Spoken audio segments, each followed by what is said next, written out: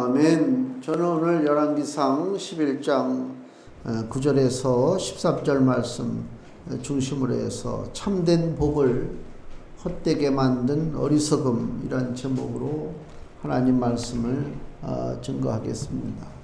솔로몬에 대한 이야기입니다.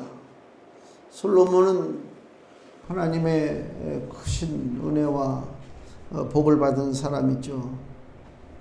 평강의 왕이라고 그러잖아요. 평강의 아들. 솔로몬 시대에 평강이 있었습니다. 그 아버지 다윗 때는 평안할 날이 없었어요. 늘 전쟁하고 도망 다니고 반란이 일어나고. 그 아들 솔로몬 때에는 주변 국가의 전쟁이 없습니다. 많은 주변국에서 오히려 조공을 바치고 사절단이 찾아오고. 솔로몬 시대는 평화의 시대입니다. 그리고 형통한 시대에 맘먹은 것이 안 되는 것이 없습니다. 나라가 부강하고 경제가 발달하고. 그래서 부유한 삶이다. 하나님의 성전과 그 왕궁을 20년 동안을 건축했습니다. 그게 이제 20년 동안 그 복잡한 일들이 순조롭게 다 진행돼 가지고 완성이 돼서 성경에 보니까 솔로몬 시대에 얼마나 경제가 번영했느냐. 예루살렘의 은이 마치 돌같이 흐렸다. 그렇게 은이 많았다는 거예요. 돈이 많고. 왕궁에서 하루 식사를 하는데 식사할 때 그 쓰는 그 음식물의 양이 있잖아요. 우리 가정에서도 쓰는 양이 있잖아요. 일주일에 얼마를 쓰고 하루에 얼마큼 양을 쓰는가. 근데 솔로몬 왕궁에 하루 음식물의 양이 여기 성경에 나왔는데 한번 보세요. 열왕기상 4장. 도대체 하루에 음식물을 얼만큼 쓰고 있는가. 열왕기상 4장 22절에서 23절 보니까 517페이지. 하루에 왕궁에서 쓰는 식재료 22절. 솔로몬의 1인분 식물은 즉 하루 소용되는 식재료는 가는 밀가루가 30석이요 굵은 밀가루가 60석이요 살찐 소가 10이요 초장의 소가 20이요 양이 100이며 그 외 숫사슴과 노루와 암사슴과 살찐 새들이었더라. 어마어마하죠. 다른 건 몰라도 여기 소가 10마리, 살찐 소가 10마리, 초장의 소가 20이요 양이 100이고, 얼마나 모여서 먹고 잔치를 했으면 왕궁에, 물론 근무하는 사람들이 많았으니까 그럴 수도 있겠다 싶지만은 어마어마한 양의 음식물이죠. 그만큼 나라가 풍성한 거죠. 나라가 풍성. 지금 그 아파트에 그 음식물 쓰레기 버리는 데가 있어요. 다 웬만한 데 다 있잖아요. 어마어마합니다. 거기 이렇게 잠깐 주차해가지고 차에서 있다가 음식물 쓰레기 버리러 오는 사람들 이렇게 보면은 요만큼 갖고 오는 사람들 없어요. 다 이만한, 우리 집만 해도요, 우리 별로 안 먹는 것 같은데, 그렇게 많이 먹는 것 같지 않은데도 우리도 매일 버리는 음식물 쓰레기가 이만한 그 아파트에서 그 음식물 쓰레기 버리라고 통을 나눠줬어요. 그 노란 통인가 이런 거.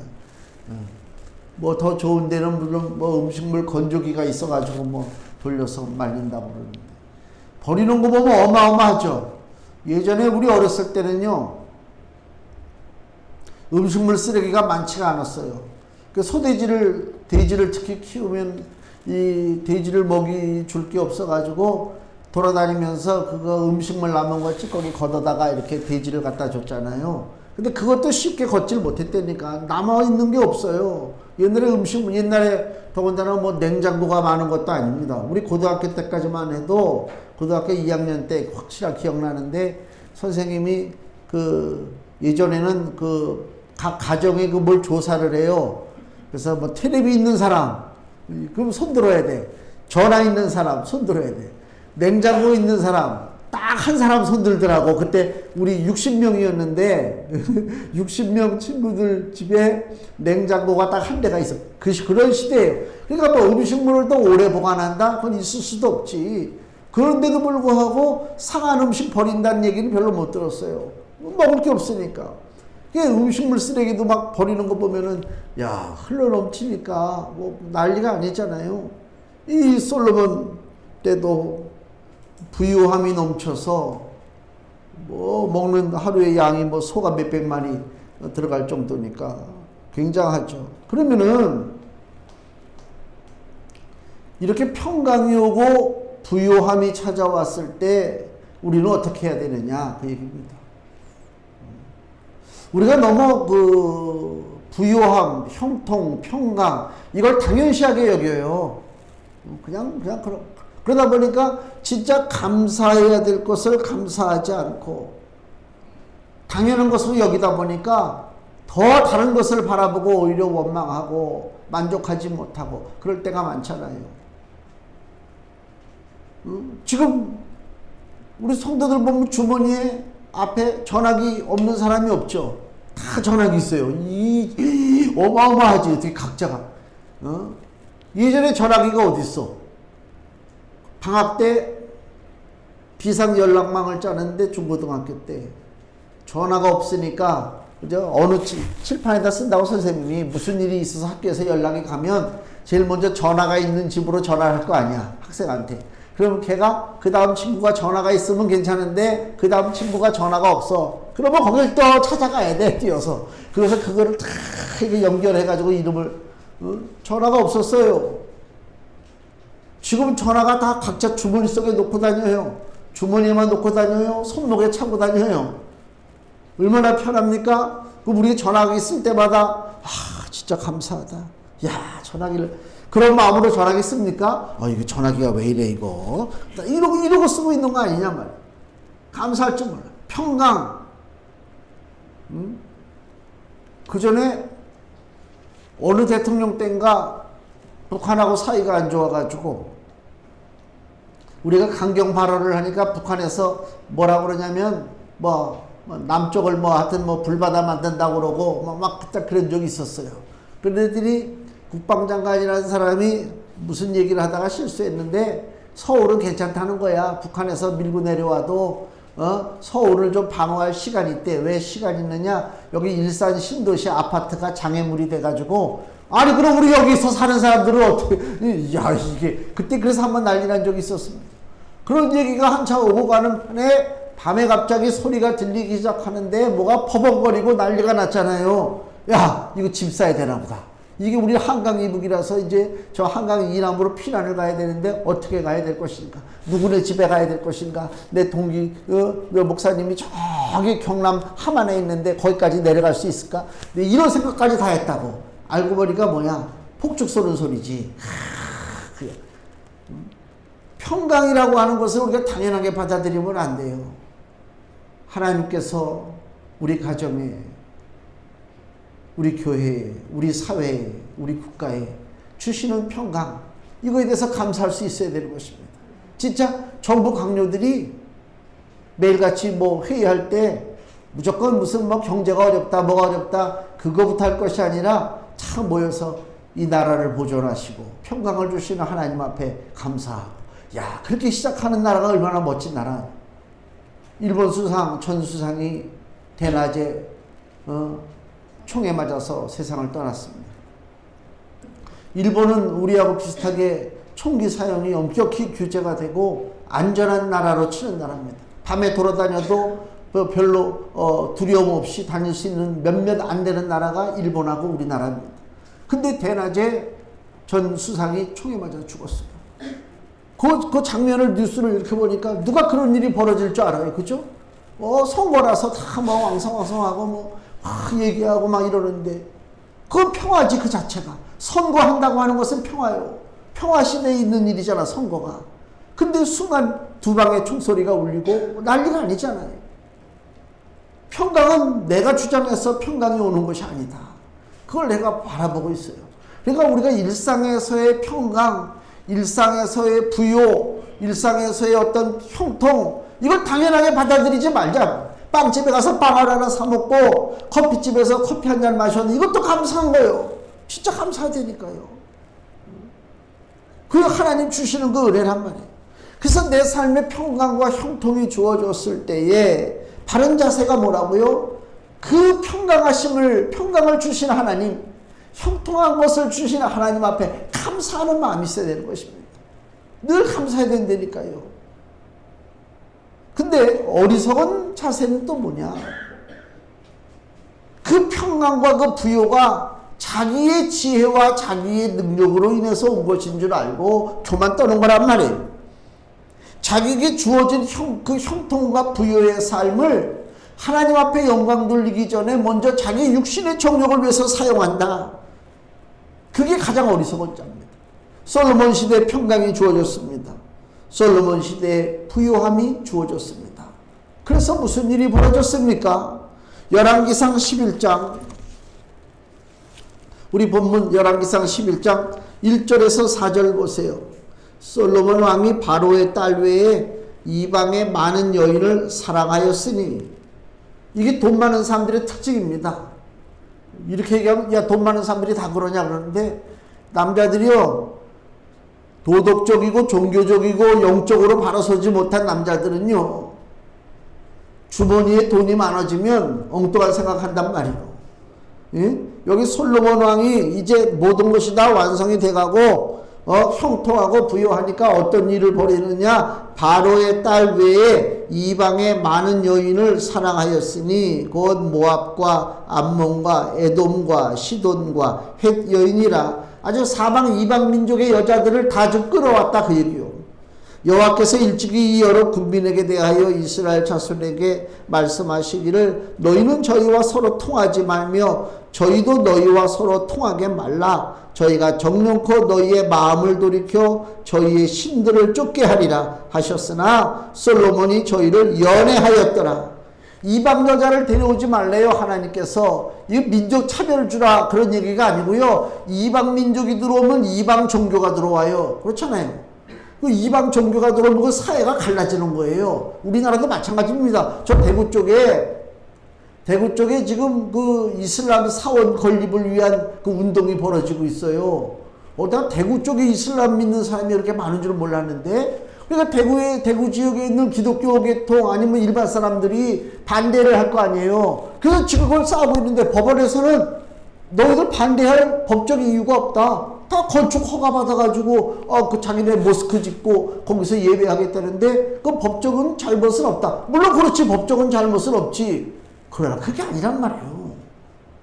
그래서 그 지역사회가 좀 나눠져서 싸운다니까. 이방 종교가 들어오니까 그런 문제가 생겨요. 그러니까 지금 솔로몬에게 하나님께서 경고하시는 것이 이방 여자 데리고 오지 말라 이거야. 그렇게 장가가고 싶으면 이스라엘에 왜 여자가 없냐. 근데 이방 여자를 데리고 와요. 그래서 이방신을 섬겨요. 3절 보니까 왕은 후비가 700인이요 빈장이 300인이라. 후비는 뭐고 빈장은 뭐냐? 다 첩들인데 쉽게 얘기하면 후비가 700이요 빈장이 300이면 도합 1000인데 1000명의 얼굴을 매일같이 보려면 도대체 몇 년, 3년 정도 돼야 매일같이 보는 건가? 그 정도, 그렇게 되기 전에 죽습니다. 야, 대단한 거 아닙니까? 4절을 보세요. 솔로몬의 나이 늙을 때에 왕비들이 그 마음을 돌이켜 다른 신들을 쫓게 하였으므로 왕의 마음이 그 붙인 다윗의 마음과 같지 아니하여 하나님 여호와 앞에 온전치 못하였다 그러잖아요. 이게 기껏 형통케 하고 평강을 주니까 그것이 마치 자기 국는 줄 알고 자기 마음대로 자기 육신의 정욕을 위해서 사용하는 그런 아주 잘못된 어리석은 모습을 우리가 볼 수가 있다. 육체의 타락이라고 하는 것은 단순히 뭐 도덕적 타락에서만 끝나는 것이 아니라 영적 타락이잖아요. 육신이 타락하면 영이 타락하는 것입니다. 육신은 죄 짓고 살면서 영은 깨끗합니까? 나는 죄 져도 오늘 그냥 회개하면 다 되겠지. 우리 기독교는 날마다 뭐 죄 회개하면 되니까 하나님은 우리의 얕은 수에 넘어가지 않는다. 그 얘기입니다. 육이 더러워지면 영도 더러워지는 거예요. 이 솔로몬이 지금 이렇게 영적 타락과 하나님을 거역하는 것으로 나타났단 말입니다. 다시 여기 5절 말씀 보세요. 이는 시돈 사람의 여신 아스다롯을 쫓고 이제 이방 신들이 막 들어오죠. 암몬 사람의 가증한 밀곰을 쫓음이라. 솔로몬이 여호와의 눈앞에서 악을 행하여 그 부친 다윗이 여호와를 온전히 쫓음같이 쫓지 아니하고 모압에 가증한 그모스를 위하여 예루살렘 앞 산에 산당을 지었고, 이제는 뭐 하나님의 성전을 지은 그 손이 진짜 씻기도 전에 이방 신당을 지금 산당을 짓는단 말이에요. 암몬 자손에 가증한 몰록을 위하여 그와 같이 하였으며 저가 또 이방 민족 후비들을 위하여 다 그와 같이 한지라 저희가 자기의 신들에게 분향하며 제사하였더라. 나라가 영적으로 파탄이 났다. 영적으로 파탄하면 무슨 일이 벌어져요? 하나님의 심판이 있을 수밖에 없죠. 그러면 왜 솔로몬은 그렇게 지혜롭다고 하는 왕인데 자기에게 주어진 평강 부요의 삶에 하나님 앞에 감사하지 못하고 육신의 정욕을 위해서 사용하고 하나님을 거역했느냐? 그게 무슨 이유가 있었느냐? 솔로몬의 인생에 절박함이 없었다.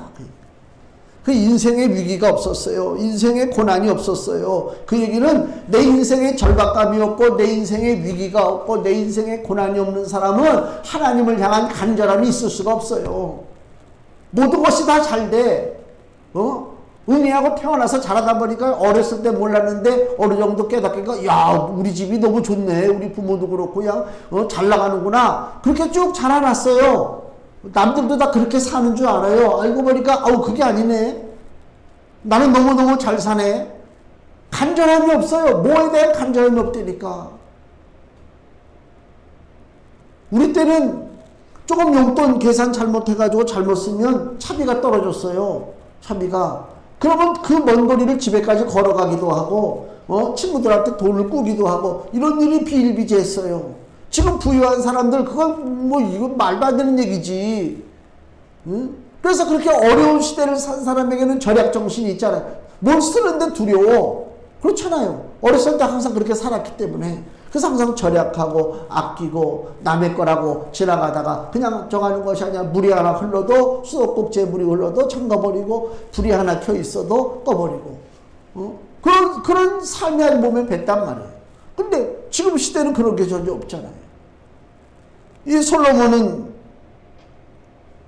자기 인생 속에 하나님 앞에 간절하게 구할 만한 위기의 일들이 없었다. 간절함이 없는 거예요. 그러니까 간절함이 없다는 얘기는 뭐예요? 쉽게 떠날 수가 있다 그 얘기죠. 내가 어떤 물건을 얻었어요. 근데 애쓰고 수고하고 아주 힘들어서 그 물건을 얻었단 말이에요. 그럼 어떡합니까? 그거 귀하게 여기지. 근데 누가 그냥 쓱 줬어. 그래 고마워. 쉽게 얻었어. 쉽게 얻었는데 별로 가치도 있는 것 같지도 않아. 그러면 쓰다 보면 없어지는 거예요. 이거 어디 갔지? 내 이 볼펜이 어디 갔지? 없나 보다. 뭐 찾을 생각도 안 해. 간절함이 없는 것은 그만큼 쉽게 놓치게 돼 있다. 우리 삶 속에 내 인생에 고난이 있느냐? 한번 스스로 생각해 보세요. 내 인생에 고난이 있고 내 인생에 어려움이 있느냐? 이게 감사한 거예요. 왜?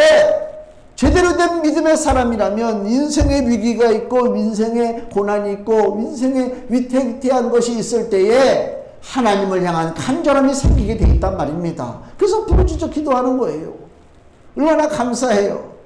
그때 더 나은 하나님의 역사가 나타나서 더 나은 환경과 형편으로 우리 삶이 달라진단 말입니다. 근데 조금 그 시시한 것, 조그만 것에 만족하고 조그만 부요함, 조그만 형통함 이것에 만족하고 하나님을 향한 간절함이 없다? 그러면 나중에 더 큰 하나님의 은혜와 복을 놓치게 되어 있다 그 얘기입니다.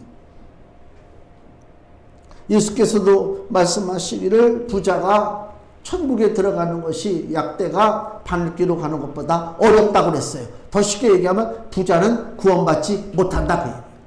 이걸 가지고 뭐 별의별 해석을 다 하지 뭐 이거는 뭐 이렇고 저렇고. 근데 진짜 그렇습니다.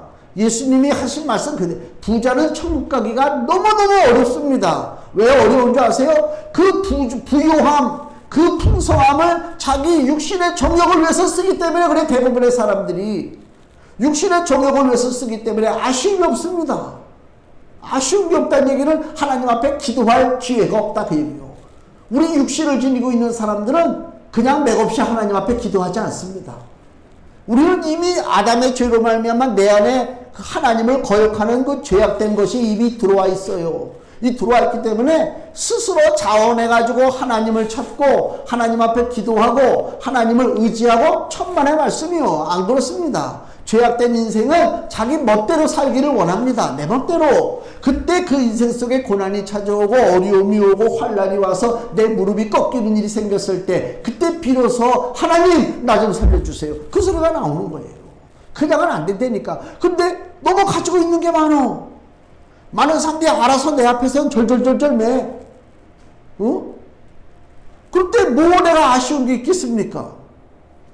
주님이 말씀하기를 여기 마태복음 19장을 보세요. 마태복음 19장 23절. 마태복음 19장 23절에서 24절 예수께서 제자들에게 이르시되 내가 진실로 너희에게 이르노니. 여기 진실로라는 얘기는 뭐예요? 이건 100% 틀림없는 얘기란 말이에요. 여기다가 다른 해석을 정말 붙이지 말라. 부자는 천국에 들어가기가 어려우니라. 다시 너희에게 말하노니 약대가 즉 낙타가 바늘귀로 들어가는 것이 부자가 하나님 나라에 들어가는 것보다 쉬우니라 하신대. 그러니까 예수님이 얘기하는 그 부자들은 거짓된 평강, 거짓된 부요를 가지고 있는 사람이에요. 왜 거짓이냐면 세상이 주는 부요와 세상이 주는 평강은 영원하지 못합니다. 썩어질 수밖에 없다. 즉 그 얘기하는 것입니다. 오직 육체의 삶만을 위해서 살기 때문에 많이 가지고 있는 사람은 하나님을 향한 간절함이 있을 수가 없습니다. 그러면서 여기 마가복음을 보면요. 그 소경거지 바디메오가 나오잖아요. 마가복음 10장 46절에 소경 여리고에 예수님 가실 때 소경거지 바디메오가 예수님을 찾는 장면이 나와요. 마가복음 10장 46절 저희가 여리고에 이르렀더니 예수께서 제자들과 허다한 무리와 함께 여리고에서 나가실 때에 디메오의 아들인 소경거지 바디메오가 길가에 앉았다가 나사렛 예수시란 말을 듣고 소리질러 가로되 다윗의 자손 예수여 나를 불쌍히 여기소서 하거늘. 이게 길에서 예수님을 지금 예수님이 지나가는 걸 봤단 말이에요. 근데 어떻게 하라고요? 예수님 지금 외치는 거예요. 그냥 외치는 정도가 아니에요. 소리 질러가면서 그건 뭘 지금 보여주고 있어요? 얼마나 간절한가, 얼마나 갈급한가 이걸 보여준단 말이에요. 많은 사람이 꾸짖어 잠잠하라 하되 그가 더욱 심히 소리질러 가로되 다윗의 자손이요 나를 불쌍히 여기소서. 많은 사람들이 너 왜 이래? 조용해 막 이랬잖아요. 근데도 더 소리 질러요. 왜 소리 질러요? 나는 지금 예수님이 그냥 지나가면 난 죽으니까 이 시간에 예수님을 만나야 내가 산단 말이에요. 지금 그런 간절함이 있으니까 뭐 옆에서 뭐라고 그러든 뭐 체면이고 뭐 다 필요 없죠. 그냥 부르짖는 거예요. 49절 예수께서 머물러 서서 저를 부르라 하시니 저희가 그 소경을 부르며 이르되 안심하고 일어나라 너를 부르신다 하매 소경이 겉옷을 내어버리고 뛰어 일어나 예수께 나아오거늘. 이 장면 하나하나가 뭘 상징해요? 그 부르짖는 그 간절함, 그 다음에 예수님께로 나아가는데 그 겉옷을 걸치고 있는 것조차도 지금 불편해. 왜 겉옷까지도 다 던져버리고 예수님 앞에 쫓아가는 그 간절함. 예수님이 보고자 하시는 모습이에요. 선생님 보기를 원하나이다. 예수께서 이르시되 가라 네 믿음이 너를 구원하였느니라. 여기에 믿음이 무슨 믿음이요? 예수님 만나면 난 산다고 하는 간절한 믿음이요. 그 믿음 때문에 바디메오가 살아났다. 이런 믿음을 가지고 있을 수 있겠느냐? 과연 오늘날 부유한 시대에 못 갖고 있잖아요. 그래서 많이 가지고 있고 부유한 사람들 하나님을 향한 간절함이 있을 수가 없습니다.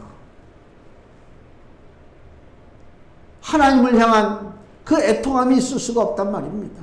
근데 누가복음에 보면 부자가 구원받는 장면이 나와요. 예수님이 그걸 보여주셔요. 일부러 그 집을 찾아가요. 누구요? 삭개오가 있잖아요.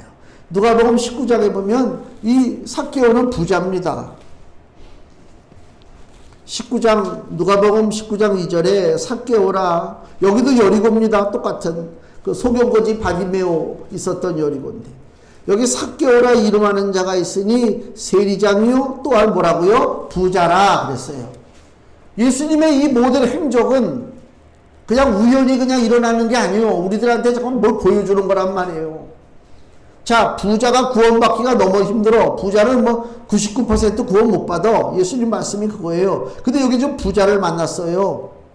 근데 이 삭개오는 우리가 다 아는 것처럼 구원받았어요? 못 받았어요? 구원받았잖아요. 왜 구원받았어요? 여기 19장 3절 저가 예수께서 어떠한 사람인가 하여 보고자 하되 키가 작고 사람이 많아 할 수 없어. 키도 작대요. 사람은 엄청나게 몰렸을 거 아닙니까? 예수님 보려고. 앞으로 달려가 보기 위하여 뽕나무에 올라가니 이게 절실함입니다. 그냥 아이들 뭐 흥미가 있어가지고 저거 뭐냐? 저 신기한 거네? 한번 봐야 되겠다. 뽕나무 위로 올라갔어요. 그런 의미의 뽕나무 위로 올라간 게 아니라니까. 나이 먹은 세리장이요. 그 당시에 권력층이요. 부자요. 뭐 별로 이스라엘 사람들한테 손가락질 밟고 로마에 붙어 사는 무슨 뭐 배신자 같은 그런 얘기를 듣는 그런 입장이었지만은 자기 채통 있는 그 상태란 말이에요. 근데 예수님을 만나려고 하다 보니까 키도 작고 사람도 많아요. 그래서 삭개오가 결정한 게 뭐라고요? 뽕나무에 올라갔단 말이에요. 기온.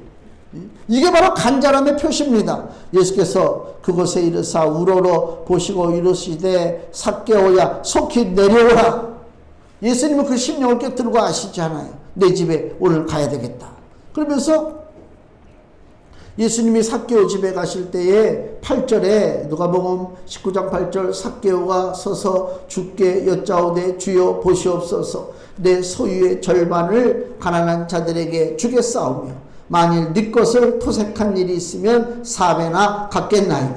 이게 지금 자 부자가 가장 중요시 여기는 게 뭐예요? 물질이죠. 그 물질에 대해서 삭개오가 뭐라고 그래요? 소유의 반을 가난한 자들을 주겠다는 것입니다. 남의 것을 혹시 세금을 과다하게 매겨서 먹은 것이 있으면 내가 4배나 갚겠다고 하는 것입니다. 그 얘기는 뭐예요? 나는 물질도 많고 다 좋지만 지금 주님 앞에 서 있는 이 모습을 볼 때 주여 다 필요 없고 오직 예수 그리스도 나의 구원자가 되어 주십시오. 즉 그 얘기 아닙니까? 그때 예수께서 이르시되 오늘 구원이 이 집에 이르렀으니 이 사람도 아브라함의 자손이미로다. 구원의 은혜가 이 가정에 임했다 그 얘기입니다. 간절함 때문에 부자인 삭개오가 구원받았다 그 얘기요. 그러니까 부자들에게 주는 메시지요. 뭔가 아니 나는 뭐 아쉬운 게 없어. 이런 사람들 많잖아요. 뭐 아야 교회 가서 뭘 재직이 짜고 울고 기도하고 뭐 부르짖고 뭐 야 나는 뭐 부족한 거 없어. 그런 자들에게 주님이 보이는 너는 부족한 것이 없어서 나중에 영원토록 부족함을 느끼고 산단 말이에요. 부족함을 빨리 깨달아야 간절한 마음이 생기고 간절한 마음이 있을 때 나의 간절함을 채워주시는 분이 하나님이라고 하는 사실을 고백하고 하나님께 나오라 그 얘기입니다. 그래야 살아나는 것입니다. 솔로몬은 인생에 간절함이 없었어요. 그 아들도 마찬가지입니다. 솔로몬의 아들 르호보암이 이제 뒤를 이어서 왕의 자리에 올랐는데 르호보암도 그 삶에 간절함이 없었어요. 왜? 태어나니까 나는 왕자야. 뭐 왕이 되려고 발버둥 칠 것도 없어. 그냥 태어나서 살다 보니까 너는 이제 당연히 왕의 아들이니까 너는 왕이 되는 거야. 르호보암이 그렇게 왕이 됐어요. 그 얘기는 신앙의 훈련, 믿음의 연단 전혀 없었다. 훈련받지 않았다 그 얘기입니다. 훈련받을 필요가 없지. 가만히 있어도 사람들이 자기 앞에 와서 다 엎드려 절하고 먹고 싶은 거 먹고 소유하고 싶은 거 소유하고 다 그렇잖아요. 뭐가 아쉬워? 훈련받을 일이 뭐가 있습니까? 그러니까 생존을 위해서 하나님 앞에 간절하게 요청할 일도 그 인생에 없었다. 르호보암은. 그래서 육체로는 장성한 자가 되었지만은 영적으로 볼 때는 어린아이만도 못한 바보가 됐다. 왜 그러냐? 솔로몬의 죄악 때문에 나라가 갈라지게 생겼어요. 하나님이 나라를 갈른다고 그랬잖아요. 그래서 르호보암, 그 아들 르호보암 때 나라가 갈라집니다. 백성들이 항의합니다. 왕에게 지금 요구를 합니다. 제대로 우리를 잘 통치해 주시면 나라가 갈라지지 않을 것이고 우리에게 가혹한 그 세금을 매기고 가혹한 일을 맡기면 나라가 갈라집니다. 라는 지금 그 항의를 이스라엘 백성들이 장로들하고 지금 왕에게 따지고 있어요. 국가 분열의 위기가 생겼다 그 얘기입니다. 그럴 때 어떻게 됩니까? 지도자가 국가 분열의 위기가 있을 때 기도해야지. 기도하지 않고 어떻게 했다고요? 열왕기상 12장을 보세요. 우리 그 바로 앞에 본문 앞에 열왕기상 12장 10절 함께 자라는 소년들이 왕께 고하여 가로되 국가 분열의 위기가 왔을 때 르호보암이 하나님 앞에 기도하지 않고 자기랑 같이 놀고 지냈던 그 무리들이 있을 거 아닙니까? 비슷비슷한 고관 대작의 자녀들, 그 함께 자라난 소년들이 왕께 고하여 가로되 왕이 그들에게 조언을 구했어요. 이 백성들이 왕께 고하기를 왕의 부친이 우리의 멍에를 무겁게 하였으나 왕은 우리를 위하여 가볍게 하라 하였은즉 왕은 대답하기를 나의 새끼손가락이 내 부친의 허리보다 굵으니 내가 우리 아버지 솔로몬보다 더 위대해. 그러니까 내가 더 혹독한 일을 너에게 시킬 수 있다. 그 얘기입니다. 11절 내 부친이 너희로 무거운 멍에를 매게 하였으나 이제 나는 너희의 멍에를 더욱 무겁게 할지라. 이게 바보 같은 소리지. 내 부친은 채찍으로 너희를 징치하였으나 나는 전갈로 너희를 징치하리라 하소서. 그 얘기를 어리석은 것들의 얘기를 르호보암 왕이 듣고 이스라엘 백성의 지도자들이 모였을 때 그대로 떠들어댔단 말이에요. 그 얘기를 들은 백성들이 어떻게 행동했어요? 야, 르호보암 앞에서는 우리가 더 이상 바라볼 것이 없다. 그래서 이스라엘이 남북으로 갈라졌어요. 얼마나 어리석습니까? 솔로몬이나 그 아들 르호보암이나 거짓된 평강과 형통에 속아서, 즉 더 쉽게 얘기하면 진짜 하나님의 은혜와 복을 가짜로 바꿔버렸다 그 얘기입니다. 하나님이 좋은 걸 주셨는데 좋은 거를 간직하지 못하고 그걸 버려버리고 가짜, 세상에서 오는 가짜를 취득했다 그 얘기입니다. 그게 너무 안타깝고 어리석고 이런 말할 수가 없죠. 그 하나님이 진노하시는 거 아닙니까? 오늘 여기 본문 11절에 여호와께서 솔로몬에게 말씀하시되 네게 이러한 일이 있었고 또 네가 나의 언약과 내가 네게 명한 법도를 지키지 아니하였으니 내가 결단코 이 나라를 네게서 빼앗아 내 신복에게 주리라. 하나님의 말씀과 법을 어겼기 때문에 하나님도 솔로몬을 버렸다 그 얘기입니다. 거짓 평강에 속으면 안 돼요. 좀 여유롭고 내 맘대로 하고 살아도 지장 없을 것 같으면 사람들이 거기에 속아서 이것이 나에게 주어진 축복인 줄 알아야 거짓인 것을 깨닫지 못한단 말입니다. 금주 말씀을 보세요. 데살로니가 전서 5장 3절 말씀 같이 읽겠습니다. 저희가 평안하다 안전하다 할 그때에 잉태된 여자에게 해산 고통이 이름과 같이 멸망의 호련이 저희에게 이르리니 결단코 피하지 못하리라. 아멘. 이게 거짓된 평화, 거짓된 부요, 거짓된 형통에 사로잡힐 때 저희가 평안하다 안전하다 할 그때에 잉태된 여자에게 갑자기 해산의 고통이 오잖아요. 멸망의 호련이 저에게 이른다는 것입니다. 결단코 피하지 못한다고 지금 경고하고 있습니다. 조심해야 돼요. 하나님이 주시는 것이 진짜 내 겁니다. 세상이 주는 것이 내 것이 아니고 하나님 아버지가 주시는 것이 내 것이다 그 얘기입니다. 세상에 엉뚱한 거 바라보고 살다가 괜히 죄짓고 마음 상하고 징계받고 인생에 무거운 짐을 지게 되고 그런 일들이 우리 주변에 너무나 많잖아요. 그냥 하나님이 주시는 것만 내가 받고 사는 거예요. 하나님 말씀 온전히 우리가 믿음으로 받아들이고 하나님 말씀을 끌어안고 살아야 우리 삶에 참된 평강과 형통과 은혜가 주어집니다. 솔로몬은 실패했습니다. 거짓 평강과 형통에 속았어요. 이 세상에서 하나님 없이 누리고 있다고 하는 것은 다 헛된 것이라고 하는 그 가장 기본적인 것을 깨닫지 못했다 이것입니다. 하나님 아버지께서 아들 예수에게 세상 만물을 다 주셨어요. 요한복음 3장 35절에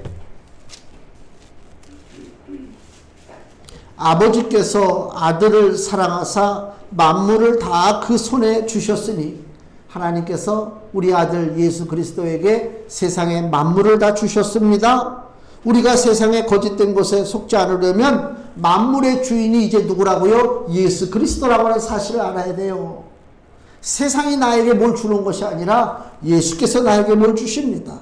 그래서 요한복음 3장 36절 아들을 믿는 자는 영생이 있고 아들을 순종치 아니하는 자는 영생을 보지 못하고 도리어 하나님의 진노가 그 위에 머물러 있느니라. 하나님이 진노를 주시는 것이 아니고요. 진노가 머물러 있다는 얘기는 뭐예요?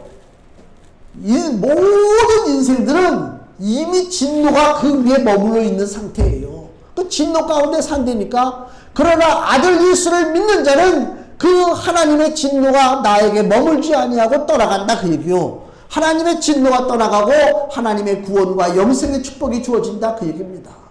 이게 진짜 복입니다. 이게 참된 복입니다. 세상 많은 사람들이 참된 복을 헛되게 만들어버리고 거짓된 형통, 거짓된 것을 바라보고 그것이 전부인 양 살아갈 때에 우리 하나님의 참된 백성들이 이 땅을 향해서 뭘 외쳐야 되느냐? 세상 것은 헛되고 세상에 오는 것은 다 썩어질 수밖에 없다. 오직 하나님으로부터 주어진 것이 영원한 것이고 하나님으로부터 오는 것이 우리 것이 될 수 있다라고 하는 그러한 바른 믿음을 보이셔서 하나님 앞에 영광 돌리시고 하나님 주시는 부요와 형통도 누리시기를 예수님의 이름으로 축원을 드립니다. 기도하겠습니다.